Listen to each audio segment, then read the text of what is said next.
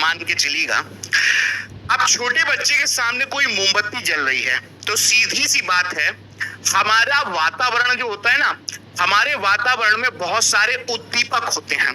क्या होते हैं? उद्दीपक। और हम उन उद्दीपकों को देख के आकर्षित होते हैं। उद्दीपक दैट मीन्स स्टिमुलस। अब कोई सा भी उद्दीपक हो सकता है हमारे एटमॉस्फेयर में, और उस एक उद्दीपक में मैंने एग्जाम्पल आपके सामने बोला कि एक छोटे बच्चे के सामने एक कैंडल, आपका स्टिमुलस जल रहा है कैंडल, और बच्चा जब उस कैंडल को देखा, जलती हुई मोमबत्ती को देखा, तो वो उसके पास हुआ, आकर्षित हुआ, उसके पास गया। और जैसे ही उसके पास गया, उस स्टिमुलस के पास, तो वो अपना हाथ जैसे ही कैंडल पे रखा, तो कैंडल पे हाथ रखता है, जैसे ही उसका हाथ जलता है, तो वो अपने हाथ को क्या कर लेता है? प्रतिक्रिया क्या व्यक्त करेगा? रिस्पॉन्स क्या करेगा? अपने हाथ को पीछे कर लेगा। बच्चा है क्या? हम भी ऐसे ही हैं, हम लोग भी, हम लोग का जीवन भी ऐसे ही होता है।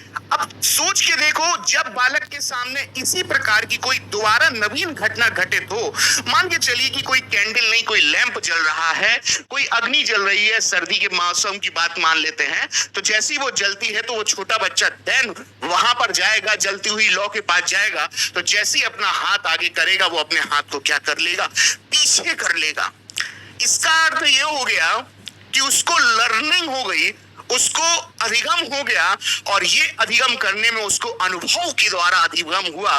वो समझदारी उसके अंदर आ गई, परिपक्वता उसके अंदर आ गई, और उसने अपने व्यवहार में अपडेट कर लिया, यानी कि परिवर्तन कर लिया कि इस जलती हुई मोमबत्ती को स्पर्श नहीं करना है। यही है अधिगम, यानी कि सीखने सिखाने की प्रोसेस को हम अधिगम के नाम से जानते हैं। और अनुभव, अधिगम को यहाँ पर शाब्दिक अर्थ में व्यक्त करें, यानी कि अधिगम जो है अनुभवों के द्वारा, प्रशिक्षण के द्वारा जो हमारे व्यवहार में परिवर्तन है, और ऐसा परिवर्तन हो, कुछ समय के लिए नहीं, परिवर्तन हो, स्थायी परिवर्तन हो, उस स्थायी परमानेंट परिवर्तन को हम अधिगम के नाम से जानेंगे। अब सर, ये स्थायी परिवर्तन आपने क्या बोला? अरे भाई, आज सीखे कल भूल गए, ये अधिगम नहीं है।